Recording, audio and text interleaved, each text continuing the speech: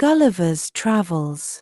Lemuel Gulliver was born in Nottinghamshire, England, to parents of a humble background who were very happy to have him. His parents desired for him to become a surgeon, and although he eventually took their advice and became one of the finest medics in England, caring for his patients dearly and treating them well, Gulliver himself often dreamt of voyaging and exploring the seas. He yearned to travel across seas and discover lands that no one had before. Lacking proper guidance for voyage, he nonetheless became a surgeon. Years passed, and Gulliver was now a married man with 2 children, a doting father and a loving husband, yet his heart and soul always gravitated towards the sea, and he frequently wondered if he would ever be able to sail on the shiny waters. One day his wife noticed his sadness and asked what was the matter. Gulliver revealed that he had been offered the job of a captain on a ship and wanted to take it, but he worried about her and the children. His wife, understanding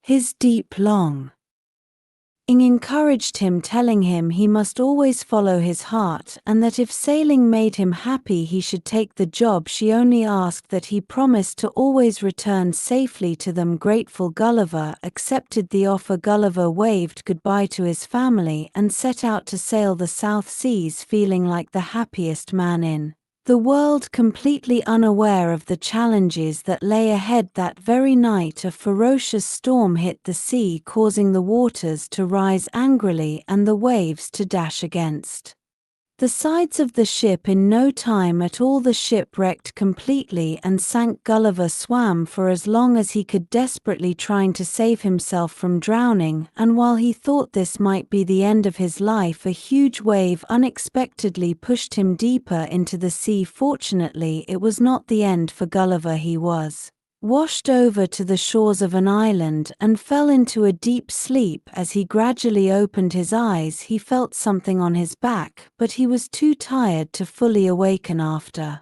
some time passed, Gulliver was finally awake. He felt incredibly tired and confused, wondering why he was tied down in the sand, particularly noticing his hair was bound. As he looked down, he was shocked to see a small man as big as Gulliver's smallest finger walking towards his face. Gulliver was utterly confused, questioning if he was dead and why people in heaven were so small. The small man, one of the Lilliputians, confronted him, asking what he, a giant, was doing on their island of the Lilliputians and if he was there to eat them. Gulliver immediately denied it, and the Lilliputian then asked if he was there to snatch their island. Gulliver, still bewildered, asked what island, and the Lilliputian responded, the island of Lilliputians, indicating he had already told him that. The Lilliputian soldier then demanded to know Gulliver's intentions. Gulliver clarified that his name was Lemuel Gulliver, not Giant, and that he was tired. He explained that he did not know how he came there,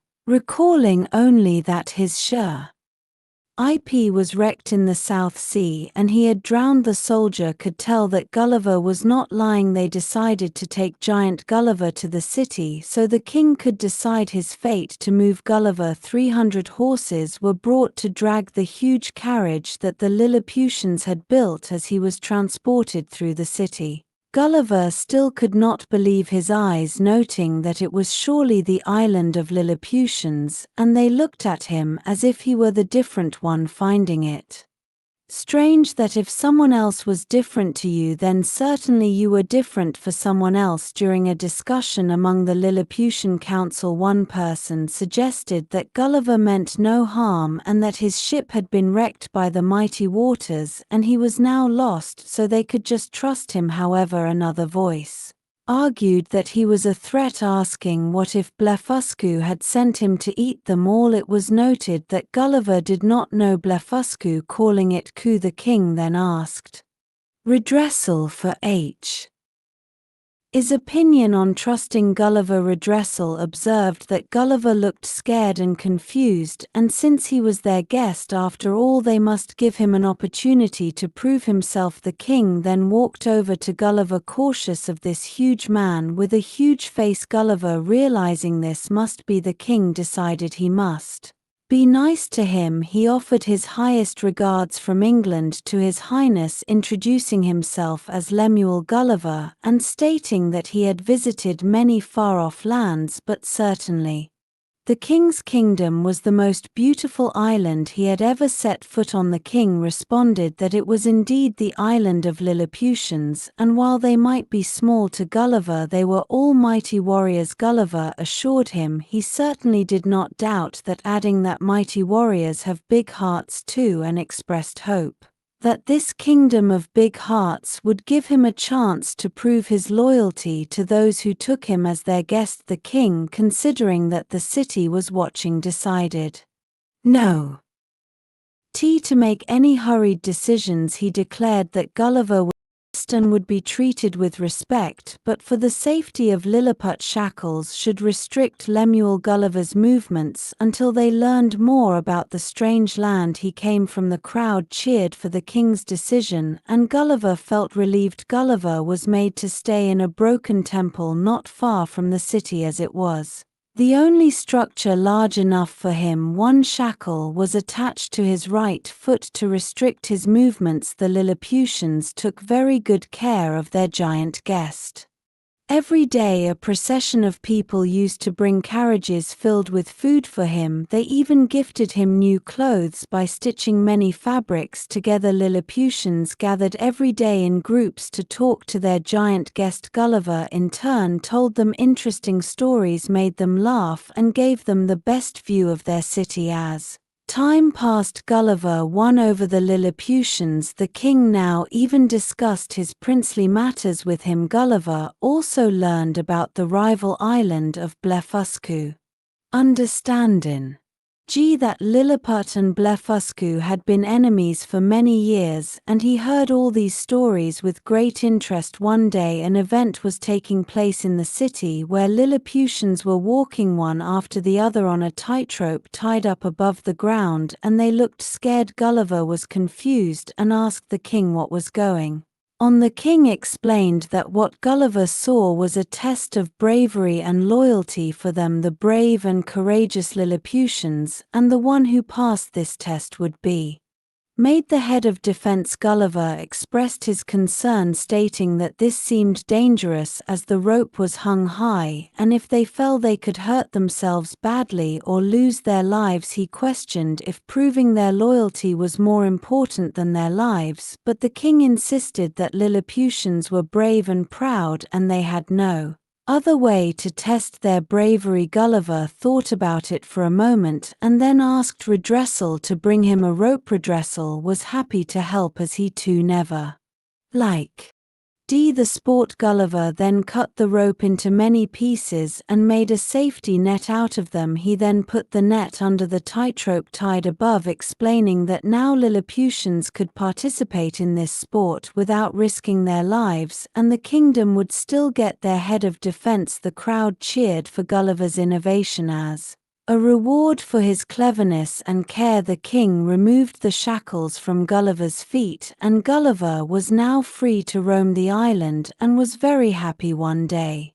Gulliver was summoned immediately to the palace. The king urgently informed him that Blefuscu was attacking them. Right then Gulliver rushed to the shore and saw a fleet of ships approaching Lilliput armed with weapons, confirming it was an invasion. He walked towards the ships with a rope. The Blefuscans were shocked to see Gulliver, exclaiming, "What is that, and how is that so big?" attempting to attack and shouting, "Cut it out, it's not working, fall back, fall back." Gulliver tied all the ships with the ropes and pulled them over his shoulder like a gunny sack. He then dragged the ships to the Lilliputian shore. The crowd once again cheered for Gulliver, as he had saved lives. The king praised Lemuel Gulliver for his actions, but then commanded him to bring all the ships of Blefuscu here so that they would have no army left to wage war with them in the future. Gulliver, however, refused, saying, "Forgive me, your highness, but it isn't fair." He explained that Blefuscu might need their army to protect themselves.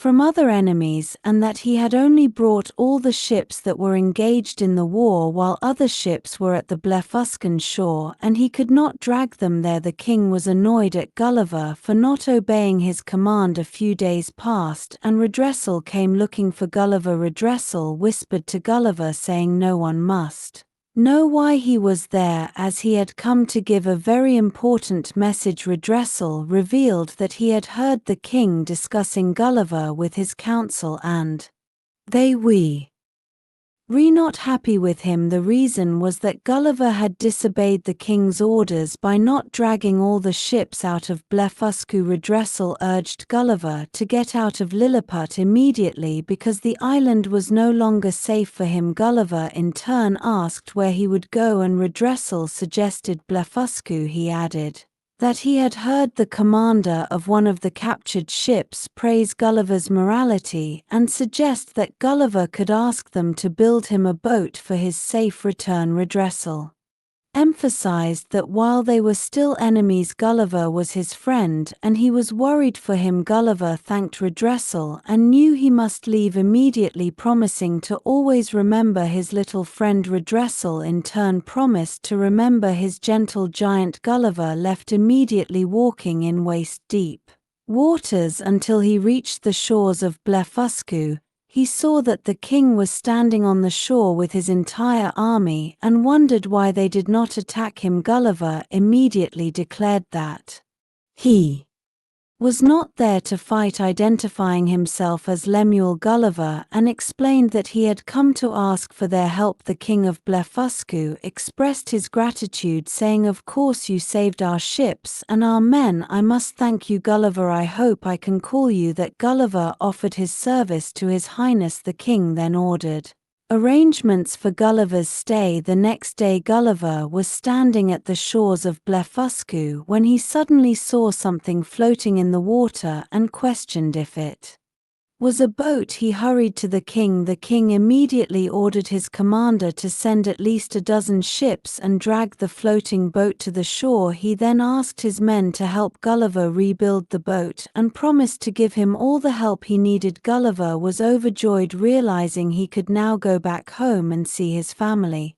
again. It took them 1 week to rebuild the boat, and it was strong and big enough for Gulliver. On the orders of the king, Blefuscudians filled the boat with enough water, fruit, and cattle for the journey. Gulliver expressed that he would never forget the king's humility. The king referred to Gulliver as a mighty young man and assured him, "We will never forget you either. Bon voyage, my friend." Gulliver waved goodbye to the Blefuscudians, knowing he had a lot of good stories for his kids. As Gulliver reached home, he hugged his wife and kids really tight. Gulliver arrived back in Nottinghamshire on the 24th of April 1702. The narrative of Gulliver's initial voyage and subsequent adventures on the islands of Lilliput and Blefuscu offers a fascinating exploration of human nature, power dynamics, and the impact of perception. From the outset, Gulliver is portrayed as a dreamer with a practical side, initially delaying his true passion for the sea to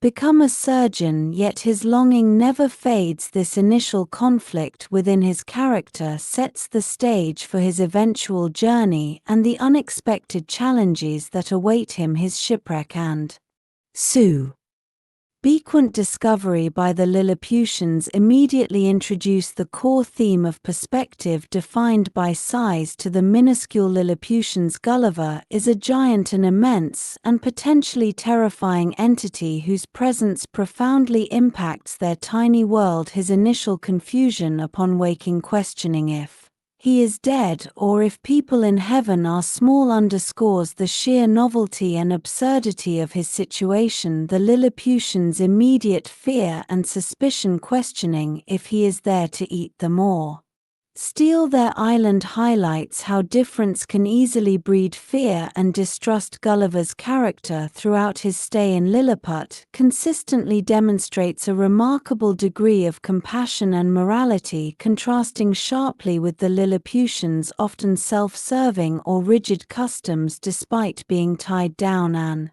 Regarded with suspicion, Gulliver remains polite and tries to explain his situation peacefully. His willingness to engage with the Lilliputians, telling them stories and offering them unique view the city, showcases his friendly and open nature. The episode with the tightrope test of bravery is particularly insightful. While the Lilliputian king values the dangerous ritual as a paramount test of loyalty, Gulliver immediately recognizes the inherent risk to life, expressing concern that proving loyalty might be less important than the lives of his hosts. His ingenious solution of creating a safety net not only reveals his practical problem-solving skills but also his profound empathy. Ensuring the well-being of others even when their traditions might not. This act of innovation and care earns him genuine admiration and freedom from his shackles. However, the narrative also delves into the complexities of political power and the thin line between gratitude and command when Blefuscu attacks. Gulliver's decisive action in single-handedly capturing their fleet is a testament to his strength and loyalty to Lilliput, earning him immense praise. Yet the subsequent command from the Lilliputian king to completely disarm Blefuscu for future security reveals a desire for absolute dominance and a lack of foresight or fairness. Gulliver's refusal to obey this command, explaining that it would be unfair and that Blefuscu also needs its army for self-protection, serves as a crucial moment where his personal moral compass outweighs his obligation to a potentially tyrannical ruler. This decision, while morally upright, directly leads to the king's displeasure and makes Gulliver's continued stay in Lilliput unsafe. The timely warning from Redressal, who demonstrates true friendship and loyalty to Gulliver despite the political climate, further emphasizes the theme of individual integrity amidst societal pressures. Gulliver's escape to Blefuscu and the King of Blefuscu's immediate and genuine gratitude for Gulliver's earlier act of restraint and fairness offer a powerful contrast to the Lilliputian king's reaction. The Blefuscan king's willingness to help Gulliver rebuild his boat, providing resource and assistance, highlights the notion that ethical conduct can transcend long-standing enmity and foster unexpected alliances. Gulliver's eventual journey home, laden with unique experiences and stories, underscores the transformative power of his adventures and the insights gained from interacting with societies vastly different from his own. His safe return to Nottinghamshire marks the culmination of a remarkable journey that broadened his horizons and tested the very core of his character.